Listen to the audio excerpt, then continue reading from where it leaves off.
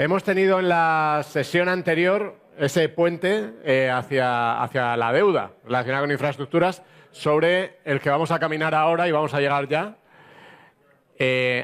Antes, mientras se hace el silencio, recuerdo que tenéis en el QR de la acreditación, en el QR tenéis acceso a las presentaciones que se han ido utilizando, a los enlaces para las certificaciones de las distintas asociaciones, a los nombres y cargos de todos por si les queréis contactar luego en LinkedIn o lo que sea, ¿vale? Todo eso lo tenéis en el QR, la agenda completa, ¿de acuerdo? Así que ahí lo tenéis todo. Y ya sabéis que también recibiréis en el email de agradecimiento por haber asistido los vídeos que hemos grabado con algunos de los ponentes para explicar un poco en más profundidad, para los que estéis considerando más la inversión en estos productos, para que podáis tener más conocimiento todavía. ¿Vale? Así que, bueno, vamos a pasar ahora con a esta mesa redonda, que yo creo que va a estar fenomenal, porque vamos a tener distintas visiones. La del especialista, pero también la del gestor, la del potencial inversor. Así que voy a ir llamando al escenario a los ponentes. Voy a empezar llamando a Itziar Gómez de la Vega, que es Head of Debt Advisory en Bestinver Securities. Gracias, Itziar. Ponte aquí al lado mío, si te parece. ¿Aquí? Sí, por ejemplo. Fenomenal. Javier Navarro. No, aquí no. ¿Dónde? Perdón. En la tercera, la he liado yo. Javier Navarro que va al lado mío, Javier Navarro, que es gestor de fondos en Avante, y a Carlos Farrás, que es socio fundador y director de inversiones en DPM Finanzas EAF. También. Pues nada, he pasado por los tres ya. Y sin música. Si hubiera música todavía. Bueno, vamos a empezar. Como digo, yo creo que es una mesa pues muy interesante, ¿no? Porque tiene las distintas visiones. Entonces vamos a empezar por Itziar. Cuéntanos qué opciones, cuáles son las diferentes opciones que hay para invertir en deuda relacionada con infraestructuras. ¿Por qué es interesante en un momento como este? Bueno, lo primero, muchas gracias por la invitación. Y lo segundo, y creo que es importante, yo, como has dicho, soy asesor. Es decir, nosotros vemos toda tipología de proyectos dentro del mundo de las infraestructuras y asesoramos en el levantamiento de la deuda para esas infraestructuras. Entonces, yo lo primero que creo que es necesario explicar es que el concepto de infraestructuras, incluyendo energía, es amplísimo, y desde los proyectos que acaba de contar Chema Arzac de su fondo de construcción, Bridge, de construcción en energías renovables a mercado, hasta, no sé, lo que puede ser la deuda ligada a un hospital con pago por disponibilidad en un esquema PPP. O sea, son cosas tan diferentes y están dentro del mismo bloque, ¿no? Entonces, la inversión en deuda de infraestructuras, dependiendo del perfil inversor, tienes más o menos posibilidades de jugarla. Es decir, que al final un inversor más de banca privada, lo normal es que lo juegue a través de un fondo porque no tenga manera de hacerlo en directo, y lo que sí que estamos viendo es que en los últimos 10 años esto va a pasar de ser un activo que exclusivamente era bancario a que el mundo de las compañías de seguros, fondos cuyos LPs son mayoritariamente compañías de seguros, tengan un papel súper preponderante. Y otra cosa que creo que es importante es la diferencia, lo que está pasando, o sea, el flujo de operaciones en deuda de infraestructuras en los últimos 12-24 meses ha cambiado mucho. O sea, es decir, hemos pasado los activos más tradicionales de infraestructuras, como puede ser una carretera, puede ser un hospital, pues tienen mucho menos peso que lo que están teniendo básicamente dos sectores, que es todo el mundo de energía, renovables, y la parte de infraestructuras digitales. Eso está siendo claramente los dos sectores donde está un grueso importantísimo. ¿Por qué es un asset class relativamente nuevo, ¿no? Porque estamos hablando de deuda, no de equity. Claro. ¿Por qué tiene interés para los inversores? Bueno, yo creo que hay muchos motivos, pero creo que el fundamental es porque es un activo que en momentos de volatilidad es muy resiliente. aguanta muy bien el momento de ciclo bajo o de, más que eso también, de volatilidad del mercado, porque está descorrelacionado con mercados. Sería un poco el resumen, así como para empezar. Ok. Carlos, me voy allí. ¿Cómo te suena a ti? Bueno, nosotros al final como profesionales lo que tenemos que hacer es poner a comparar todos los activos y ver la rentabilidad de riesgo, si está compensada o no está compensada, ¿no? Entonces, evidentemente, todo el parte de infra, pues que con los tipos a largo, que no han bajado tanto, pues vemos que todavía hay cierta potencialidad. Dos, que como han mencionado, en teoría, pues independientemente que hay deuda de todo tipo y que no es lo mismo financiar un proyecto como dicen, en early stage o al principio, que una infra ya consolidada, pero bueno, que hay mucha variedad. Pero bueno, lo que sí que vemos es que un tipos al alza en un entorno en que los gobiernos, su capacidad de financiación, que estamos viendo en Estados Unidos, es muy limitada. ¿Cómo van a financiar esos proyectos que tienen que acometer, que hay muchas infraestructuras, en el caso de Estados Unidos, muy obsoletas, que tienen que meter dinero y que tienen que como se ha mencionado, digamos, el potencial de las infras, de lo que se va a necesitar al futuro, el volumen es muy elevado, ¿no? Entonces, y luego además añadiría que hay un tema adicional, que es el tema de Basilea III, que hace que la limitación por los bancos o las restricciones por los bancos o que a ellos les merezca la pena financiar este tipo de proyectos, porque hay muchos que ni siquiera son, digamos, investment grade, pues entonces pues hay digamos, una ventana, ¿no? Y luego además, si eso añades que en la parte de los volúmenes que estamos hablando, pues el 90% de los fondos se van al equity y hay un 10% que se va a la deuda, pues probablemente el que tenga dinero para prestar va a poder marcar las condiciones, ¿vale? Entonces, al final nosotros es un poco lo que vemos, además comparamos, oye, qué retorno espero por el equity o la inversión directa en un fondo de infra y lo que puedo tener en un fondo de deuda. Y luego, evidentemente, miramos más cosas, como es el equipo gestor, cómo está invirtiendo, cuáles son los criterios que está usando, porque el mundo es muy amplio, ¿no? En el que pues hay que entender cómo está diversificado y demás, ¿no? Entonces, eso es un poco lo que nosotros hacemos en el preanálisis para luego decir, oye, y si vamos o no vamos para adelante. Javier, lo mismo, dentro de esas opciones que tienes se abre una nueva, ¿no?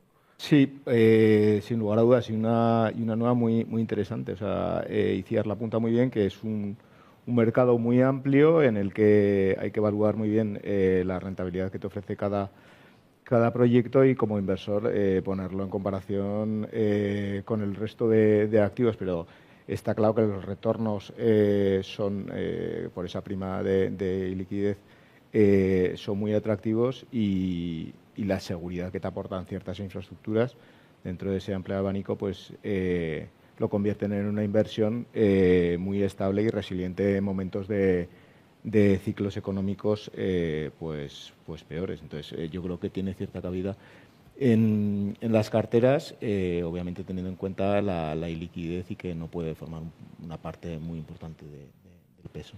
Hay otra cosa que yo creo que es importante y es que, aparte de la liquidez, estamos hablando siempre de operaciones altamente estructuradas, lo cual hace, o sea, es bastante más complejo que una deuda corporativa. Yo no voy a, es decir, tiene sus ventajas y sus inconvenientes, pero hay algo que es evidente y es que es una operación mucho más estructurada y eso es lo que hace también que además de esa prima de liquidez muchas veces tenga una prima de complejidad. Yo lo veo, por ejemplo, a nosotros quien nos mandata es la compañía, o sea, el sponsor que necesita financiar ese proyecto, ¿no? Pero como no somos un banco y somos un asesor, tienes que buscar el financiador adecuado y somos agnósticos. Hay veces que pueden ser bancos, porque siguen jugando un papel importante en la financiación de infraestructuras y muchas otras veces que son institucionales, ¿no? Pero es decir, que la casuística de la operación son operaciones que llevan mucho más tiempo. Es decir, cuando hacemos un mandato siempre hacemos lo mismo. Estimación de tiempo. ¿Cuánto vamos a tardar desde que empezamos hasta que terminamos? Parece que hay una especie de estándar. Son 3 meses. Pues no es verdad. Pues no, porque la mitad... ¿Cuánto es? Pues depende. Yo, la más larga que he llegado a hacer, que fue una refinanciación de un activo súper maduro, como es el tramo de la A1 que va desde la salida de Madrid hasta Burgos, Arlanzón, y esa era una carretera que se había financiado con bancos y que nosotros refinanciamos salieron los bancos y entraron institucionales, entraron 2 compañías de seguros internacionales, estuvimos 18 meses ejecutando esa operación. Afortunadamente esto es una anécdota y por eso lo cuento, no son 18 meses, pero que en una operación de estas, bueno, hay veces que pueden ser rápidas, pero que muchas veces no es raro que estés 6 meses atascado en una operación. Y eso, bueno, pues eso también tiene implicaciones, ¿no? en el retorno de la operación, en el tiempo invertido y demás. Carlos, aquí, como digo siempre yo en el podcast, como si no existiera, o sea, nosotros. Bueno, que yo creo que es, desde el punto de vista de inversores, que aquí estamos en SEAF y tal, que muchos nos encontramos hablando con inversor final, es que en este tipo de activo, a diferencia de un fondo de capital riesgo de equity que a lo mejor tienes que esperar 10 años más 2 o lo que sea, aquí normalmente los plazos son algo más cortos y luego además como hay más predictibilidad de los ingresos, pues además es que van pagando. Entonces, ¿por qué? Porque hay inversores que dicen, oye, tengo que esperar hasta el año 10 a ver todo el premio de todo lo que hago, tal, no sé qué. En esto siempre hay un recurrente que va cayendo, que por lo tanto al inversor, mientras espera un poco al final el resultado final de su inversión, pues va teniendo... Va recuperando. Exacto, va teniendo sus garbancitos, como decimos nosotros, y que aporta también a la cartera, ¿no? ¿Qué otras ventajas hay? Bueno, ahora rentabilidad, si queréis, ahora hablamos un poco más de tiros que se pueden esperar, pero ¿qué más aporta una cartera diversificada? Bueno, yo creo que la descorrelación que comentábamos antes, al ser un activo que con alta predictibilidad de flujos y no estar tan correlacionado con el ciclo económico, es una ventaja que te da un soporte en las carteras y que te desvincula un poco pues de esa volatilidad de los mercados, entonces te reduce mucho la volatilidad de las carteras y te levanta, como si dijésemos, la eficiencia del capital aportado. Entonces, en ese sentido yo creo que es un punto que es importante. O sea, volvemos otra vez a la liquidez del producto con el que estés invirtiendo, pero sin duda es un punto importante la descorrelación y la baja volatilidad del activo. Y nosotros lo que vemos, o sea, porque como hemos dicho, es un activo relativamente joven, ¿no? Entonces, la participación de inversores muy especialistas internacionales, que nosotros hablamos con ellos todo el rato, o sea, si pienso en mercado español y pienso, y perdonadme porque claro, yo no tengo contacto con el inversor ni el retail ni el de banca privada. Nosotros al final, pues sí tenemos contacto con Family Office, sí tenemos contacto con mutualidades, con gestoras y tal. ¿Qué es lo que vemos? Que ha habido un movimiento, o sea, oye, sí, yo quiero meter activos alternativos en mi cartera, pero de momento no me siento lo suficientemente cómodo y entonces lo voy a jugar vía un fondo. Ese era el mensaje más habitual que te encontrabas hace unos años. Ahora ya te encuentras a equipos en España que te dicen, no, pues ¿sabes qué? Que si se trata de un activo en España, que estoy cómodo con la regulación porque la conozco. Y mira que luego lo hablaremos, porque cuando hablemos de riesgo, ese es uno de los riesgos que tienen estos activos, que como te metan un cambio regulatorio, pues te pueden impactar. Y en renovables ya lo vivimos hace unos cuantos años. Entonces, si estoy cómodo con la regulación, si conozco el marco jurídico tal, pues me atrevo a invertir en directo. Y entonces a nosotros nos pasa, por ejemplo, que para operaciones pues medianas empezamos a tener inversores domésticos atreviéndose a no jugar solo esta clase de activos vía un fondo, sino hacerlo en directo. Hacerlo en directo, digo, con un préstamo, porque luego en bonos, o sea, también puedes jugar las infraestructuras vía un sponsor. Voy a hacer un poco de marketing, pues vía comprando bonos de Acciona, que es un grupo, o sea, es decir, claro. Pero ahí en realidad estás haciendo, o sea, estás comprando una deuda corporativa con un sponsor que está en el sector, ¿no? Digamos que tu exposición a infra es indirecta. La demanda, ¿vale?, que que tenéis ahí es sobre todo en proyectos muy asentados, brownfield y muy concretos. Pues sí y no. O sea, es decir, pues hace poco hemos hecho una operación donde, y es un secundario, que es bastante poco habitual que nosotros hagamos un secundario, pues nosotros estructuramos en primario y tal, pero aquí teníamos un fondo paneuropeo que tenía una deuda junior en un proyecto, es decir, un proyecto de renovables de los antiguos, de los de feed-in tariff con la rentabilidad garantizada, que tenían el tramo de deuda junior, pero como había sido un activo que se reestructuró, se habían quedado con un tramo senior que ahora mismo, ya con el activo perfectamente estabilizado, no les encajaba dentro de sus retornos objetivos. Y lo ha comprado una compañía de seguros, española que está haciendo cosas en renovables, pero solo buscando producto de rentabilidad garantizada, y se lo ha quedado. Entonces, este sí sería un ejemplo como el que tú dices, ¿no? De, oye, activo muy seguro, tal. Pero, bueno, poco a poco vemos que se van atreviendo a entrar en cosas un poco más, con un perfil de riesgo un pelín superior. ¿Vale? Bueno, yo creo que cuando hablas de beneficios, o sea, es decir, al final es el activo que retorno esperado al riesgo esperado, ¿no? Entonces, probablemente nosotros en el 2025 sí que vemos, digamos, un potencial a la deuda de infra, hablo en general, ¿vale? Luego hay que determinar dónde están las oportunidades.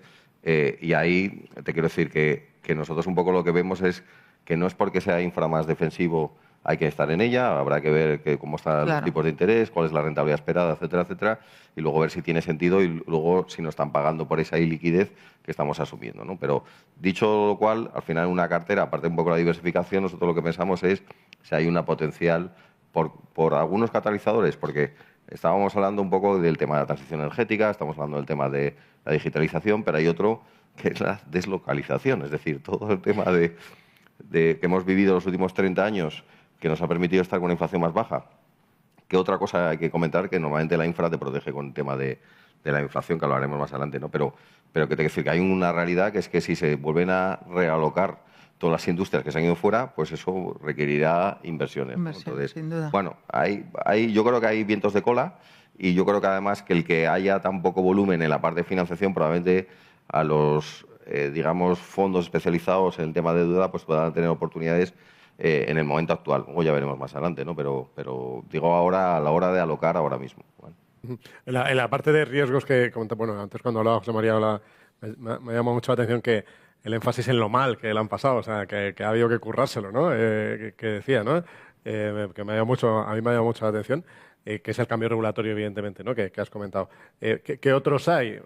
¿Cómo está la tasa de impagos en este tipo de proyectos? También, Javier, si quieres, ¿cómo valoras tú desde el punto de vista de construcción de cartera estos riesgos? Bueno, o sea, es obvio que cada infraestructura tiene sus riesgos, o sea, ya sean de implementación o de refinanciación de la deuda, o sea, hay diversos riesgos, pero lo bueno que tienen las infras es que cuando te vas a tramos senior y brownfield, la tasa de recuperación, si se diera un impago que es muy poco probable, es altísima. Entonces, por ese lado, la verdad es que el riesgo es bastante limitado. O sea, volvemos otra vez a que el riesgo principal en este tipo de activos es casi la iliquidez, y es la que tienes que medir y la que tiene que estar bien remunerada, porque por el otro lado, si nos vamos a proyectos ya asentados y tal, el riesgo se reduce muchísimo. Y ahora luego, si entramos en otros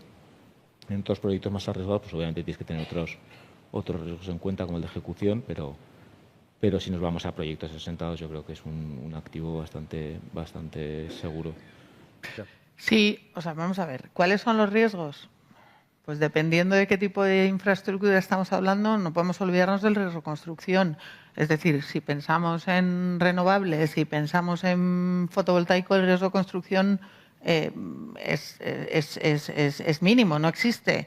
Si nos vamos moviendo a eólico, pues ya es un poquito más. Si nos vamos a una biomasa, es más. Si ya nos movemos al mundo de los gases renovables, si nos vamos al biometano, al hidrógeno, pues ojo, que ya estamos hablando de otra cosa, estamos hablando de activos industriales, estamos hablando de mucha mayor complicación, pero que no hace falta solo quedarse en la energía. O sea, que construir un hospital tiene su enjundia, que ahí, por ejemplo, el mundo institucional en el riesgo de construcción, todavía dependiendo de qué activo, pues lo digiere, le puede costar más no sé, nosotros ahora, por ejemplo, estamos viendo una operación para unas plantas químicas, es pura economía circular, pero es una tecnología que todavía no está 100% probada.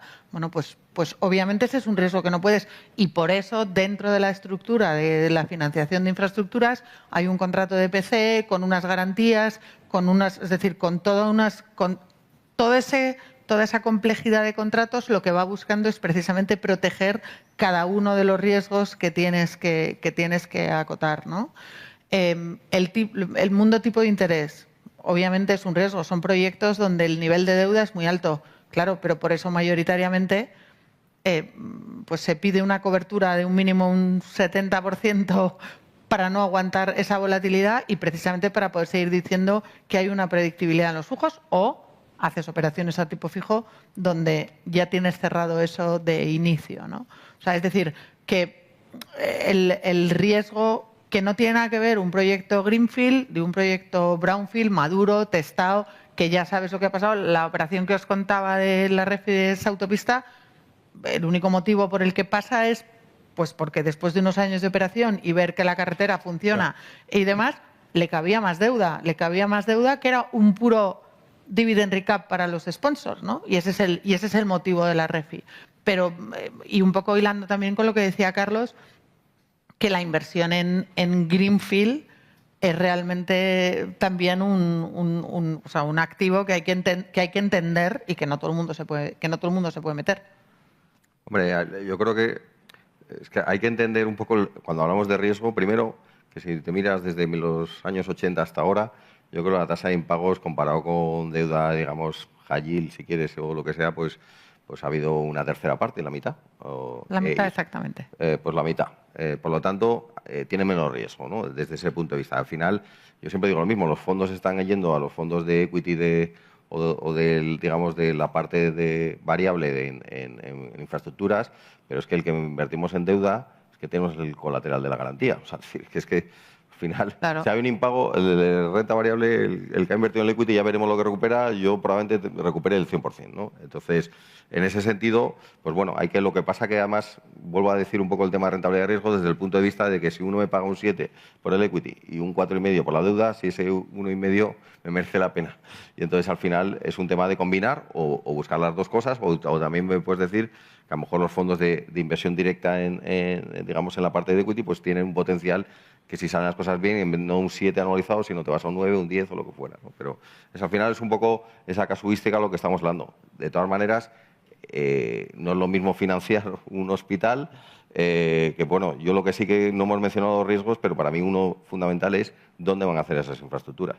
Para mí no es lo mismo legislación Reino Unido que me digan que es un país emergente de no sé dónde. Pues no, para mí no es lo mismo, ni le voy a exigir la misma rentabilidad. No, ni para ti ni para nadie. Entonces, pues bueno, también el saber dónde se va a hacer el proyecto, pues es fundamental a nivel de los riesgos, ¿no? Pues vamos a hablar de eso, de exigir rentabilidad. ¿Cuánto le exigimos? Javier, dentro de toda la panoplia que tienes de opciones para elegir esto, ¿cuánto le exigimos? O sea, el punto lo has dicho tú, o sea, es que dependiendo del tipo de proyecto, de la madurez del proyecto, le puedes exigir una cosa u otra. Pero supongo que estaremos hablando pues de entre los 300 y los 600 puntos básicos por encima de la tasa libre de riesgo. Aquí a lo mejor Iciar nos podrá dar un feeling más cercano, pero es que es tan amplio el abanico de oportunidades que fijar solamente una cifra es casi imposible. Pero vamos, retornos del high yield o por encima de high yield con un riesgo bastante más limitado. Bueno, al final lo que he comentado es hay menos defaults que en high yield. Con lo cual, en defaults, vamos a ver, si yo, por irnos a datos, índice de S&P, ¿vale? Corporativo versus deuda de infraestructuras en investment grade y en high yield. En infraestructuras, en investment grade, 0, pero es que en el corporativo es un 0,06%. Nos vamos al mundo high yield, que también hay high yield, es decir, que dentro del mundo de infraestructuras están los senior y luego está, llámalo core plus, value add, me da igual, la parte de mayor riesgo que no es investment grade. Pues ahí podemos estar hablando, que decíamos del doble, un 2 y poco en el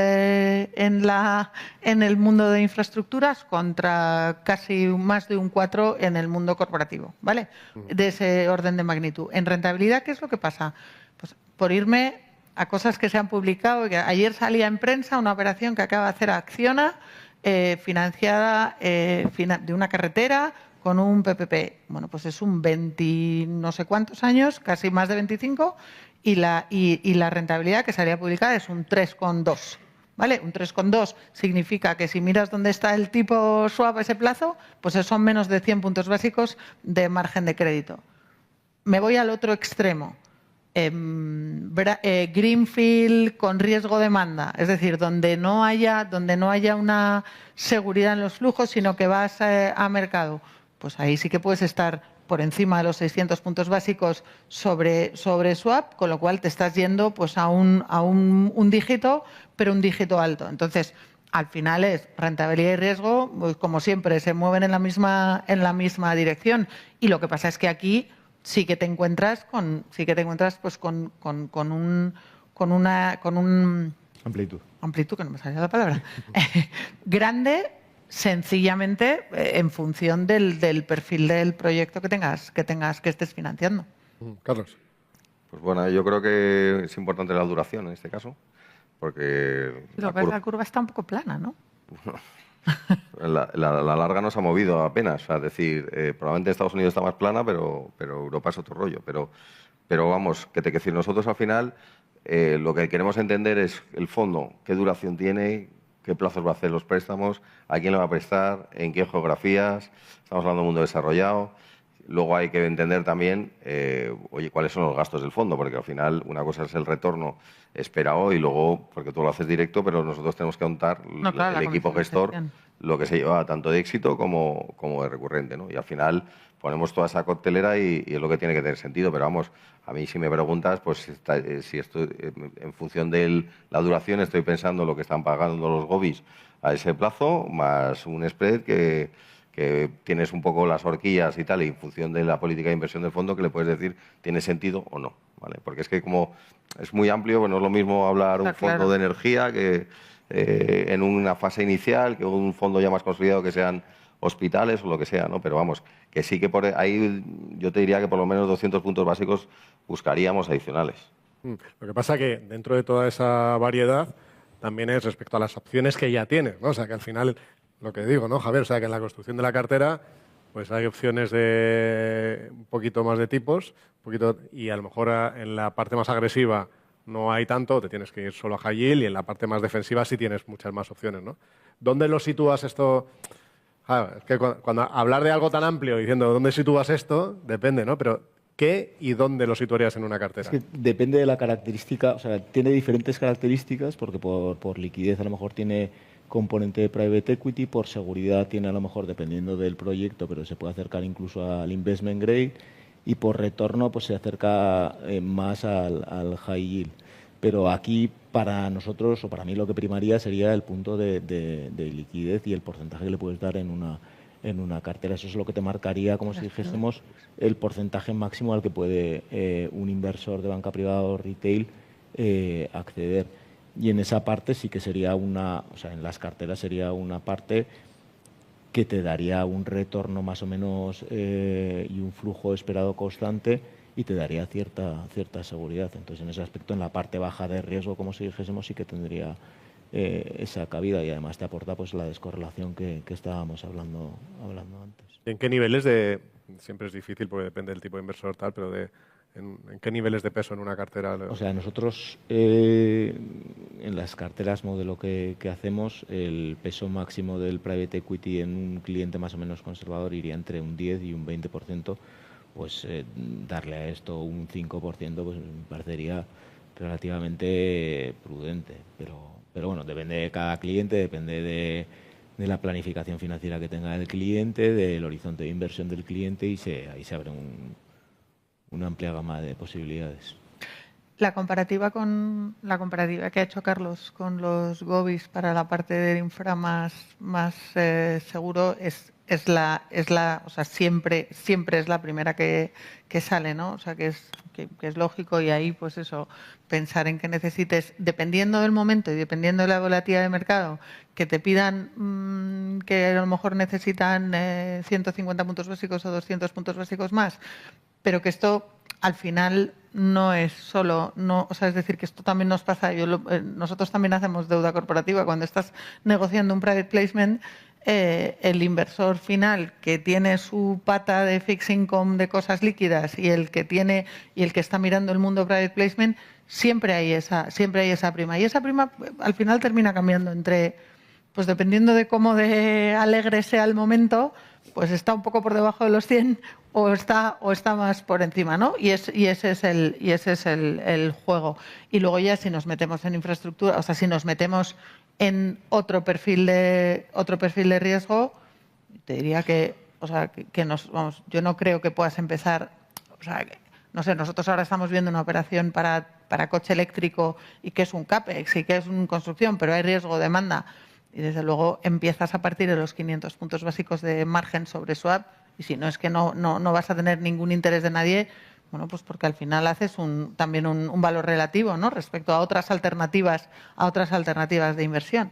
Bueno, es que también en la construcción de la cartera también es como lo veas, ¿no? Porque tú puedes verlo como private equity, entonces dicen dentro de private equity donde lo meto, pero también lo puedes ver sacando si es private o si es listado, y decir, oye, en este tipo de riesgo, dejando fuera la liquidez, digo, Correcto. este tipo de riesgo, ¿cuánto le meto, no? Carlos. Bueno, a ver, nosotros al final como no tenemos, o sea, lo que normalmente la alocación normal viene a estar entre un 10 y un 20% ahora en alternativos, que están bastante más de moda y demás, pero nosotros al final el sesgo lo hacemos rentabilidad-riesgo, que es las oportunidades que tenemos, los comparamos, y si tenemos que tener 0 en alternativos, tendremos 0 porque no pagan, y si hay un montón de oportunidades alternativos, tendremos todo, cada uno con su perfil de riesgo, evidentemente, y las necesidades de liquidez de cada inversor, ¿no? Pero bueno, yo lo que creo es que uno, podrías asemejarlos quitando, es que yo creo que has hecho un símil perfecto, porque hay muchos inversores que construyen una cartera a medio y largo plazo para su jubilación o para un horizonte temporal muy elevado que podría tener cabida esto, y podías quitarte un fondo de deuda a corto plazo que tienes, que te vas a dar un 2% para tener un 4 o 5 en el otro, ¿no? A cambio de una liquidez de una parte de la cartera que el cliente no necesita, ¿no? Entonces, pero bueno, yo creo que ahí estoy un poco en la misma línea de decir, oye, depende de las oportunidades del mercado, pero vamos, que un 10, 15, 20 en alternativos y que esto tuviera un peso un 5, pues sería razonable. Vale, pues entonces yo creo que lo hemos dibujado. Ahora el que dice, venga, a lo mejor sí. ¿Cómo lo puede jugar? Y un poco de qué horizonte temporal también de inversión debería abordarlo, Itziar. ¿Cómo lo puede jugar? Bueno, yo creo que ya lo hemos medio contado. Dependiendo de... Pues dependiendo, la palabra está... Claro, pero es que no puedo decir. O sea, es decir, es que si yo soy una compañía de seguros y tengo un balance y voy buscando y tengo unas primas que recibo y el largo plazo me funciona fenomenal, pues entonces un proyecto, pues oye, cuanto más largo mejor. Y nosotros hemos hecho financiaciones yéndonos a 28 años y donde la deuda la habían tomado 3 compañías de seguros internacionales.